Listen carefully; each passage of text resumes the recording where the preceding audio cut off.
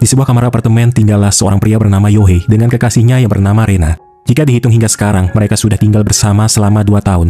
Namun sebenarnya hari itu merupakan hari terakhir Rena tinggal di sana. Ini berarti hari itu mereka resmi putus dan tidak lagi menjadi sepasang kekasih. Apa yang menyebabkan hubungan mereka berakhir, yaitu karena Rena sudah tidak tahan menghadapi sikap Yohei yang kurang peka, dan bahkan sama sekali tidak terlihat penyesalan di wajah Yohei saat ia harus berpisah dari Rena. Malam itu ketika sedang menghabiskan waktu sendirian di kamarnya, Yohei merasa seperti mendengar suara-suara aneh. Mendadak lampu kamarnya padam, dan televisinya juga tiba-tiba menyala sendiri. Segala benda di kamarnya mulai bergerak secara ajaib, membuat Yohei jadi merasa ketakutan dengan apa yang terjadi. Ia menduga ada makhluk gaib yang berniat mengusik kehidupannya yang tenang. Benar saja, tiba-tiba makhluk gaib itu muncul menampakkan diri tepat di hadapan Yohei.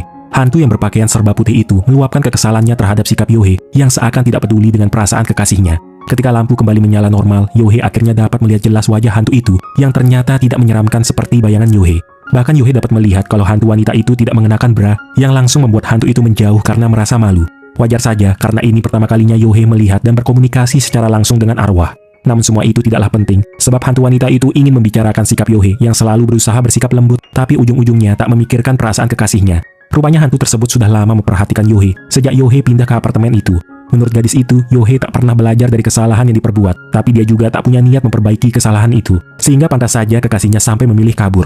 Dari awal kedatangan Yohei, hantu itu sebenarnya ingin menampakkan diri, tapi karena penghalang yang dibawa kekasih Yohei cukup kuat, menyebabkan hantu itu tidak dapat menampakkan diri.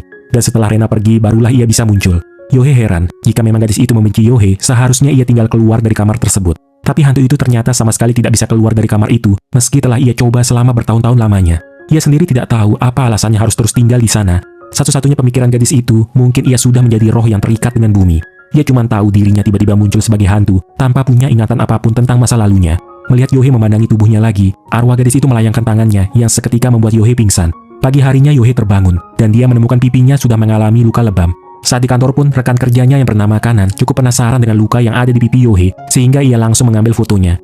Yohei lalu menanyakan apa Kanan pernah melihat hantu. Kanan pun bilang kalau dia tidak punya penglihatan gaib, jadi tidak bisa melihat hantu atau sejenisnya. Kanan yang melihat foto Yohei tiba-tiba terkejut. Ia kemudian memperlihatkan di sekitar wajah Yohei ada aura hitam yang menyelimutinya. Sepulang kerja, Yohei mampir sebentar ke swalayan. Mengingat di kamarnya sekarang ada hantu, maka Yohei membeli dupa. Secara perlahan ia masuk ke dalam apartemennya, kemudian langsung membakar dupa yang baru saja dibelinya. Aroma dupa itu seketika membuat si hantu muncul kembali. Ia justru merasa seperti disembuhkan ketika menghirup aroma dupa. Yohei mengira hantu itu sudah tidak ada lagi. Namun gadis itu bilang kalau dia sudah tinggal lama di kamar itu jauh sebelum Yohei datang. Keesokan hari, Yohei pergi mengunjungi agen properti. Dia ingin menanyakan perihal kamar apartemennya, apakah dulu di kamar itu pernah terjadi suatu insiden seperti bekas pembunuhan. Sebab beberapa hari belakangan ini, dia mulai mengalami kejadian-kejadian mistis. Tetapi agen properti itu seolah menutup-nutupi dengan bilang tidak ada kejadian apa-apa di sana. Akhirnya tanpa kejelasan dan tidak mendapat apa-apa, Yohei memutuskan pulang. Namun saat membuka pintu apartemen, kamarnya sudah dipenuhi asap dupa yang dibakar oleh hantu itu sendiri. Gadis itu sangat suka dengan aroma dupa, sehingga ia membakar semua dupa yang sudah dibeli Yohei. Tapi Yohei khawatir akan terjadi sesuatu yang buruk jika gadis itu terus-menerus berbuat semaunya. Seringkali gadis itu muncul secara tiba-tiba yang justru membuat Yohei kaget setengah mati saat ia bangun dan melihat ada sosok hantu di dekatnya. Segala perkataan Yohei telah membuat gadis itu sedih. Ia tidak paham mengapa Yohei jadi semarah itu padanya. Padahal dia berada di kamar itu bukan karena keinginannya sendiri. Kalau saja bisa pergi, mungkin sudah dari lama ia akan melakukannya. Namun Yohei cuma terdiam. Ia jadi merasa bersalah telah membuat gadis itu bersedih, sehingga ia langsung meminta maaf karena tidak memikirkan perasaannya. Yohei menyadari kalau gadis itu juga bisa keluar hingga balkon, yang sebenarnya bagian dari kamar juga. Gadis itu sangat suka menghabiskan waktu di sana, sebab buatnya balkon adalah satu-satunya tempat yang punya akses ke dunia luar. Yohei kemudian menanyakan apa gadis itu punya kenangan semasa hidup. Dia tidak sepenuhnya kehilangan ingatan, tapi ada beberapa potongan kenangan yang diingat gadis itu. Misalnya seperti dia bukanlah pelajar dan sudah bekerja, tapi entah di mana. Kemudian soal nama, yang diingat gadis itu di namanya ada huruf A dan huruf I. Dari dua huruf itu, Yohei memberi nama gadis itu dengan sebutan Aisuke. Meski terdengar seperti nama hewan, tapi gadis itu menyukai nama yang diberikan Yohei. Aisuke pun menunjukkan dirinya mencoba keluar dari pintu, dan akhirnya muncul kembali dari balkon. Dari manapun Aisuke mencoba keluar, pasti akan langsung kembali ke dalam kamar. Dalam pikiran Aisuke, selalu ia bertanya-tanya dan berusaha mengingat apa yang telah menyebabkannya mati. Sebab jika dilihat dari dirinya yang selalu ceria dan bersemangat, kecil kemungkinan ia mudah mengakhiri hidup. Yohei yang tak ingin Aisuke jadi punya pemikiran negatif, mencoba mengalihkan pembicaraan agar gadis itu tersenyum kembali. Keesokan pagi, Aisuke begitu ingin menyentuh tubuh seorang pria. Ia kemudian memfokuskan pandangannya pada Yohei dan mencoba menyentuh pria itu. Ternyata sentuhan itu bisa ia lakukan tanpa menembus tubuh Yohei lagi. Aisuke sepertinya punya ketertarikan khusus pada Yohei. Kemungkinan dulu dia mati sebelum pernah merasakan yang namanya cinta. Tapi Yohei dapat mengerti bagaimana rasa kesepian yang dirasakan Aisuke yang selama ini harus tinggal di kamar itu tanpa ada yang bisa menerimanya. Yang jelas Yohei berterima kasih karena berkat kehadiran Aisuke, ada sosok yang selalu perhatian seperti mengingatkannya untuk pergi bekerja. Dan itu sama dengan yang dirasakan Aisuke karena sekarang ia tidak lagi merasa hampa. Saat menghadiri acara perpisahan rekan kerjanya, Kanan yang tahu Yohei sudah putus dengan kekasihnya mulai berusaha mendekati Yohei. Kanan bilang kalau dia baru saja putus dari pacarnya, yang katanya mantan pacarnya itu sangat mirip dengan Yohei. Tapi seperti biasa, Yohei yang kurang peka tidak menganggap serius ucapan Kanan. Sewaktu Yohei dalam perjalanan pulang, wanita itu masih saja mengikutinya. Kanan bilang kalau dia ingin mampir sebentar ke tempat tinggal Yohei. Wanita itu agak memaksa sehingga Yohei tak punya alasan menolaknya. Saat memasuki kamar Yohei, Kanan heran kenapa aroma di sana tercium seperti di rumah neneknya. Hal itu mungkin karena di sana ada Aisuke yang merupakan arwah gentayangan. Tapi Kanan sama sekali tidak tahu dan tidak dapat melihat wujud Aisuke. Merasa kurang nyaman, Yohei berpesan supaya Kanan segera pulang setelah menghabiskan minumannya. Wanita itu justru tak mau pulang dan ingin terus berduaan dengan Yohei. Aisuke hanya terdiam mendengar keduanya sedang bermesraan. Hingga akhirnya Kanan mulai semakin menggoda Yohei secara agresif. Namun mendadak lampu di ruangannya mati. Penampakan sosok Aisuke langsung membuat Kanan bersembunyi karena ketakutan. Kejadian ini di luar kesadaran Aisuke sendiri, yang sebenarnya tidak ingin menakut-nakuti Kanan. Dia berusaha mencari tempat untuk menyembunyikan diri, tapi itu malah membuat telinga Kanan berdenging kencang. Atas kejadian mistis ini, Kanan sama sekali tak menyalahkan Yohei lalu pergi pulang dengan terburu-buru. Ada perasaan cemburu dalam diri Aisuke saat ia melihat Yohei pulang membawa wanita lain, padahal dia baru saja putus dengan kekasihnya. Terlebih lagi ia melihat bagaimana Kanan mencium Yohei. Tapi Yohei meyakinkan kalau dia tidak punya perasaan khusus pada Kanan dan hubungan mereka cumalah sebatas rekan kerja biasa. Aisuke selalu berpikir kalau Yohei itu tipe orang yang penyayang dan lebih memelihara hubungan, seperti saat dia memperlakukan mantan pacarnya walau terkadang kurang peka saja. Dari semua ucapan Aisuke, Yohei menilai kalau Aisuke ingin punya kekasih seperti Yohei. Setelah berpikir sejenak, sepertinya Aisuke menganggap dirinya cuma penasaran bagaimana jika dia dengan Yohei bisa berpacaran. Sejak ia tinggal sebagai arwah gentayangan, Aisuke telah berjanji untuk sebisa mungkin jujur pada perasaannya sendiri. Perlahan ia mendekati Yohei untuk mencoba menciumnya, tapi Yohei yang terkejut malah mendorong Aisuke. Anehnya, sekarang ia justru dapat menyentuh tubuh Aisuke yang seorang hantu. Ini pertama kalinya ada manusia yang mampu menyentuhnya, dan itu membuat Aisuke merasa sangat gugup. Keesokan hari, Kanan kembali menghampiri Yohei. Dia ingin membicarakan perihal kejadian kemarin malam kalau di kamar itu ada hantu berbahaya. Kanan kemudian memaksa supaya mereka melakukan pengusiran roh dan akan mengenalkan Yohei dengan bibinya yang seorang paranormal. Sejak itu Yohei mulai merenungkan bagaimana kehidupannya nanti jika seandainya Aisuke benar-benar pergi. Bisa menyentuh Aisuke saja, rasanya tak ada bedanya antara menyentuh arwah dengan manusia yang masih hidup. Begitu juga dengan apa yang dirasakan Aisuke. Baginya bisa saling bersentuhan dengan manusia seperti ini adalah hal yang paling membuatnya bahagia. Yohei jadi sungguh ingin tahu dengan apa yang telah menyebabkan gadis cantik dan sebaik Aisuke bisa mati. Keesokan malam Yohei tak langsung pulang karena ia diajak oleh Kanan ke sebuah bar untuk menemui bibinya yang seorang paranormal. Wanita bernama Misaki itu kemudian menjelaskan bahwa roh yang tinggal di kamar Yohei merupakan roh yang terikat di bumi. Biasanya roh tersebut sering muncul pada satu titik dan melekat pada tempat tertentu. Wanita itu kemudian memperingatkan agar Yohei hati-hati dan tidak melangkah lebih jauh, seperti bersentuhan dengan roh tersebut karena akan membahayakan hidupnya. Namun maksud kedatangan Yohei cuma ingin mengetahui latar belakang roh itu sebelum meninggal. Dia sama sekali tak berniat mengusir atau menyingkirkan roh itu dari kamarnya. Tapi Kanan tetap bersikeras meminta bibinya mengusir roh tersebut. Sementara di kamar, Aisuke mengira Yohei yang ia tunggu-tunggu sudah pulang.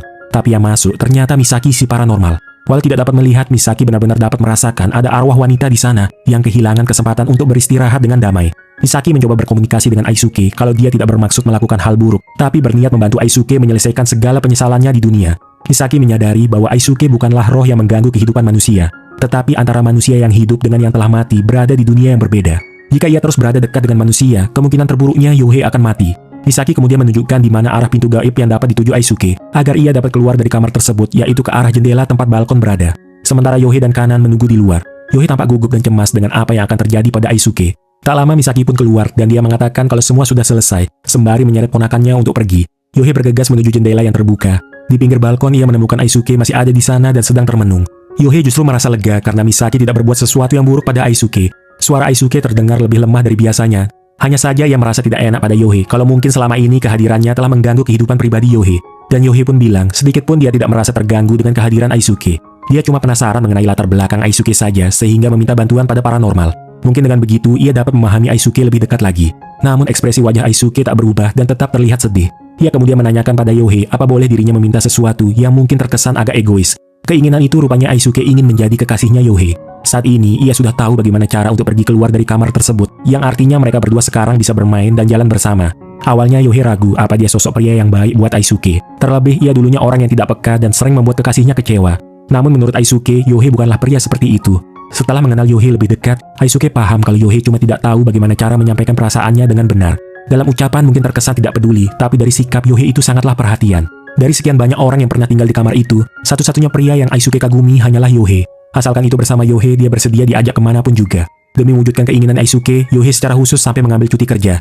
Dalam perjalanan pulang, awalnya Yohei ingin membeli dupa, tapi perhatiannya teralihkan oleh sepasang sepatu yang sedang diobral di toko tersebut. Dan keesokan hari, Yohei menghadiahkan sepatu yang dibelinya kemarin untuk Aisuke. Menurutnya bukan ide yang baik untuk kekasihnya jika ia harus keluar dengan kaki telanjang seperti itu. Hadiah dari Yohei membuat Aisuke sangat senang. Selain karena bentuknya imut, ukurannya juga pas dikenakan. Mungkin terkesan sederhana, tapi perhatian seperti inilah yang paling Aisuke kagumi dari Yohei. Untuk bisa pergi keluar dari kamar itu, Aisuke harus terjun dari atas balkon. Walau dia itu arwah, Aisuke tetap merasa takut untuk terjun. Oleh sebab itu, Yohei berusaha meyakinkan kalau dia pasti akan menangkap Aisuke dari bawah. Ternyata semua ucapan paranormal itu benar adanya. Akhirnya ia dapat keluar dari kamar itu, kemudian pergi berkeliling kota bersama Yohei. Entah bagaimana, berkat sepatu yang diberikan Yohei, sepertinya telah membuat Aisuke dapat terlihat seperti wujud manusia biasa di mata setiap orang yang melihatnya. Aisuke ingin mengunjungi tempat-tempat yang biasa didatangi oleh Yohei, dan tempat yang pertama adalah sebuah kedai. Di sana karena pemilik kedai dapat melihat Aisuke, dia bahkan langsung memberikan 2 gelas air minum tanpa diminta. Sambil menunggu makanan tersaji, Yohei tak melepas pandangannya dari Aisuke yang saat ini ia lihat tampak lebih bersinar dari biasanya. Tempat kedua yang mereka tuju adalah bioskop. Namun sayangnya, ketika sampai di sana ternyata hari itu bioskop sedang tutup. Bioskop ini merupakan satu-satunya tempat yang masih tersisa dalam ingatan Aisuke. Sepertinya sewaktu masih hidup dulu, dia sering datang ke bioskop itu karena memang suka nonton film. Tapi ia selalu membayangkan pasti akan menyenangkan kalau bisa nonton bersama orang yang disayangi. Melihat wajah Aisuke yang penuh kekecewaan, Yohei pun berusaha menghiburnya. Kalau mereka nanti masih bisa mendatangi bioskop itu di hari lain, mereka pun saling berjanji akan pergi ke sana lagi. Tempat terakhir yang ingin dikunjungi Aisuke, yaitu dia ingin melihat laut. Di sana Aisuke memanggil Yohei untuk mengucap terima kasih atas semua kebahagiaan yang ia berikan.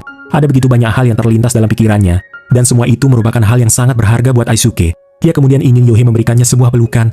Akhirnya mereka meluapkan perasaan satu sama lain lewat pelukan yang hangat. Yohei sebenarnya bingung kenapa semua permintaan Aisuke terkesan serius dan terburu-buru. Bahkan ketika Yohei akan mengajak Aisuke pergi kencan lagi di lain waktu, Aisuke terkesan berusaha menyembunyikan wajah sedihnya dari pandangan Yohei.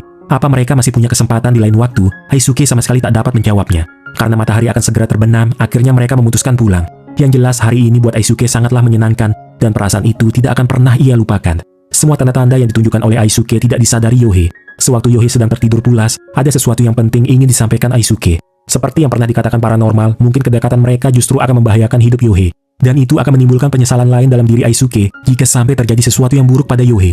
Meski begitu, setidaknya ada banyak kebahagiaan yang telah Yohei berikan untuknya, dan dia bisa beristirahat dengan damai. Perasaan cinta yang begitu tulus menyebabkan Aisuke tidak sanggup mengucap selamat tinggal secara langsung pada Yohei. Kata-kata itu memanglah sederhana, namun ternyata begitu sulit diungkapkan kepada seseorang yang paling disayangi. Untuk yang pertama dan terakhir kalinya, Aisuke memberikan ciuman selamat tinggal kepada Yohei. Ia melepas kepergian dengan berterima kasih atas segala kebahagiaan yang diberikan Yohei, serta berharap suatu saat mereka berdua dapat berjumpa kembali. Akhirnya Aisuke pergi dengan membawa serta kesedihannya. Sewaktu terbangun, Yohei yang belum tahu apa-apa mencoba mencari Aisuke. Namun dimanapun ia mencari, keberadaan Aisuke tak dapat Yohei temukan. Ia kemudian menemui Misaki si paranormal untuk menanyakan tentang Aisuke. Misaki pun bilang kemungkinan roh itu sudah pergi dengan damai. Kedekatan mereka hanya akan membahayakan hidup Yohei. Jadi tidak seharusnya Yohei membiarkan wanita itu tetap menjadi hantu. Misaki jelas tidak melakukan apa-apa, sebab semua ini sudah keputusan Aisuke sendiri. Tetapi karena Yohei masih belum rela, ia pergi mendatangi bioskop tempat dia dan Aisuke janji bertemu. Ia terus menunggu sampai bioskop itu tutup, namun tak juga menemukan Aisuke di sana. Merasa putus asa, Yohei kembali menemui agen properti sebagai satu-satunya harapan terakhir, agar pria itu mau memberitahu tentang siapa gadis yang dulu tinggal di kamarnya. Meski tahu ini informasi pribadi yang tidak boleh dibocorkan, karena terus-menerus memohon, pria itu akhirnya merasa kasihan dan memberitahukan tentang identitas gadis itu. Keesokan hari, Yohei berziarah ke makam Aisuke. Di sana ia akhirnya tahu siapa nama asli Aisuke, yang sebenarnya bernama Arai Iyeyuki. Satu hal yang paling Yohei sesalkan, kenapa Aisuke tidak berpamitan padanya dan langsung menghilang, seolah pertemuan mereka selama ini serasa seperti mimpi. Namun Yohei memilih percaya bahwa sosok Aisuke itu benar-benar nyata. Segala kenangan dan waktu yang telah mereka habiskan bersama, itu semua bukanlah mimpi, dan selamanya akan selalu dikenang Yohei. Sejak hari itu, Yohei menjalani hidup normalnya yang biasa-biasa saja. Kanan yang dulu pernah mendekatinya, sekarang sudah punya kekasih lain. Tapi Yohei sama sekali tidak peduli, karena buatnya wanita seperti Kanan itu lebih berbahaya dibanding hantu manapun. Setelah bertahun-tahun tinggal di kamar apartemen itu, akhirnya tiba saatnya Yohei harus pindah untuk pergi dari sana. Ingatan tentang kamar itu mungkin perlahan akan hilang, tapi tidak dengan kenangannya. Belasan tahun pun berlalu. Seorang diri, Yohei sering mendatangi bioskop yang selalu menjadi tempat kenangannya. Saat itu ada siswi SMP memanggil temannya yang baru saja tiba di sana. Tapi entah kenapa gadis yang baru saja datang itu tak melepas pandangannya dari Yohei yang duduk tak jauh di sebelahnya. Tanpa Yohei sadari, gadis berambut pendek itu memiliki wajah yang identik dengan Aisuke. Kemungkinan Aisuke yang sudah beristirahat dengan damai telah bereinkarnasi atau terlahir kembali menjadi gadis tersebut. Dan kenangan dari kehidupan terdahulu membuatnya sekilas teringat pada sosok Yohei. Cerita pun berakhir.